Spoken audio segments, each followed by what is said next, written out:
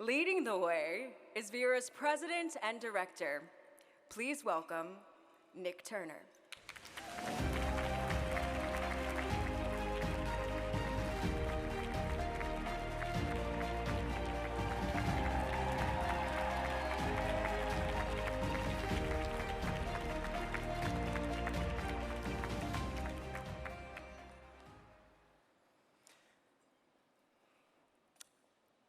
Thank you all for joining us this evening.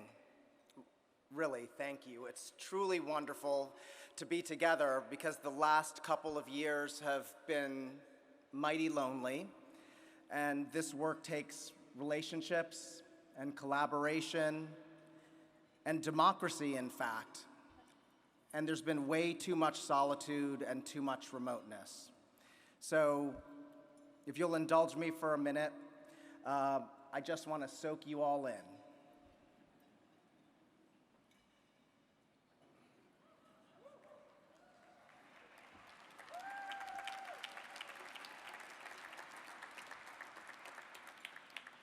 I see you. I see people committed to transforming the systems that have devastated so many for so long. I see people who have fought off that devastation and transformed it into fuel for change. I see people who have read Khalil Muhammad and Michelle Alexander and watched Ava DuVernay's 13th and woke up to our blighted history. I see people who know that we don't need 2 million people behind bars to keep us safe and healthy. And I see people who marched 2 summers ago convinced that it would not be on our watch, that another black man like George Floyd might die at the hands of the police, at least not without us fighting. But I see something else. I see headlines about crime, the headlines that you all wake up to. I see data about shootings and homicides, and I see the way in which that's weaponized and politicized. I know some of you, at least, have anecdotes about that family that decamped to Miami because this city has never been worse.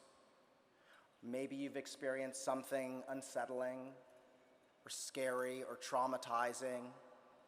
Maybe you sense some level of chaos or disorder or something that feels like an unraveling. And God help you if you have the Citizen app on your phone. I mean, really, you all are a smart group. You should take that mess off your phone.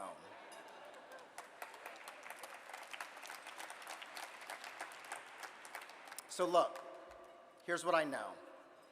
I know that some of you are worried. And I know that if you're honest, you might even feel your urgency for transformation, that thing that you felt 2 years ago, eroding. Maybe we've gone too far, you might have recently said in polite company or to yourself.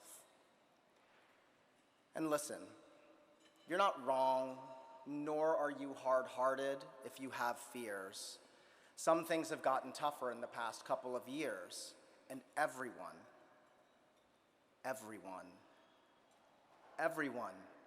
deserves safety and security. And it doesn't matter if you're white or black or Asian or brown, or if you live in East New York or Sunset Park or Tribeca. But here's the deal. What's not okay,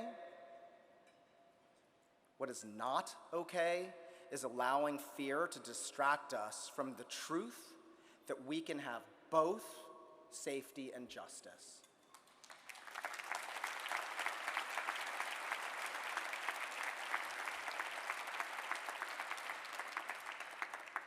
I'm going to say it again. We can have both safety and justice. And we can't fall into the trap of previous generations.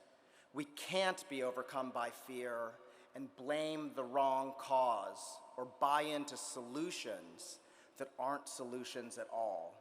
We are not going to arrest and incarcerate our way into truly thriving, safe, and healthy communities. It's just not happening.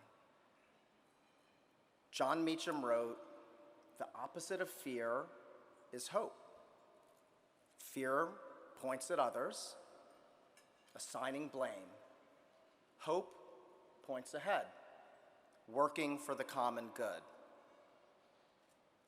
And people, we still have so much work to do for the common good. And so tonight, we're here, I am here to remind you that we have good reason for hope. We are making progress across this country. At Vera, we've helped newly elected district attorneys use their powers wisely, fairly, mercifully to bring safety and justice to their cities.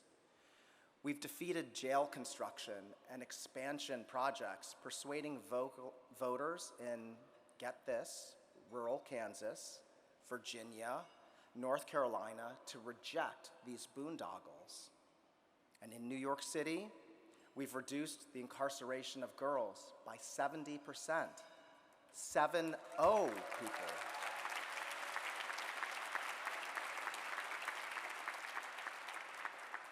Surrounding these young people with supportive services rather than bars. And where we haven't yet replaced prisons, give us time, we're working to reinvent what they look and feel like. Healing, restorative spaces where young adults, elders, and staff come together as accountable partners, reducing harm and creating successful futures. You'll find dozens of stories like this if you hang with us. We can disrupt and end the racist systems that have robbed millions of opportunity, of prosperity, of their very humanity.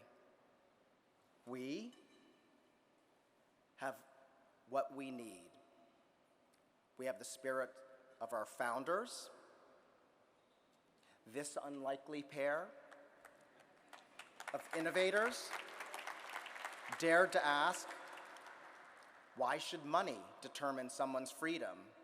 Their Manhattan Bail Project, Vera's first effort, was experimental, incremental, and revolutionary, not only in this city, but this country. We have profoundly dedicated partners like tonight's honorees. Clara Wu Tsai,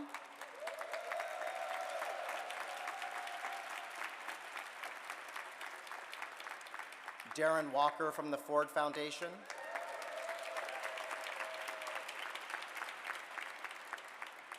and Trinity Wall Street Church, represented by Neil Coleman.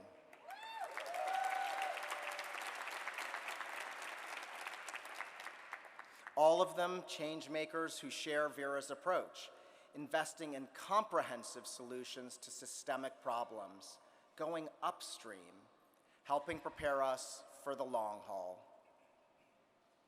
We have courageous community leaders and public officials, people who motivate me every day with their relentless determination. You'll hear from Catalina Cruz and Terrell Blount, two partners whose work is helping deliver a more just system and lifting up people impacted by it.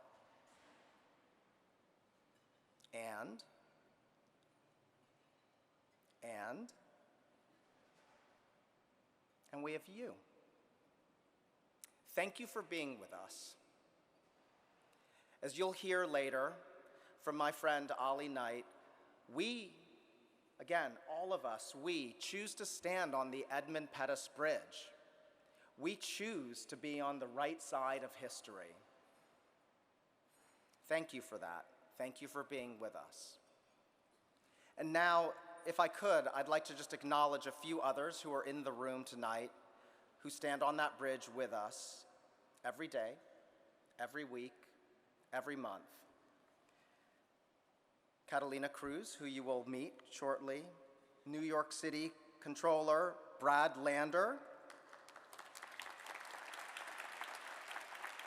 Manhattan District Attorney Alvin Bragg,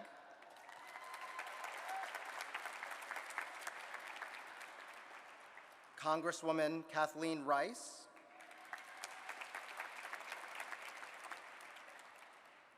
Westchester District Attorney Mimi Roca,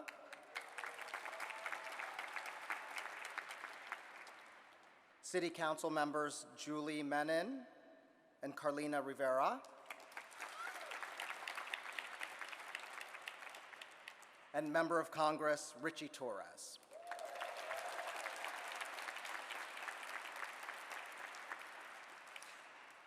But last but not least, I have to acknowledge, and I want to acknowledge, Vera's board, whose intellectual firepower is surpassed only by its commitment. Exemplary in this is Barry Mattis, our development chair,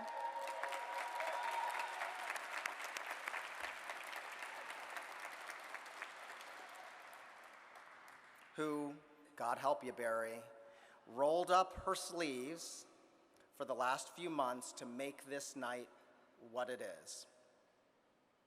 Barry, thank you again. You are indeed, as I always say, on it.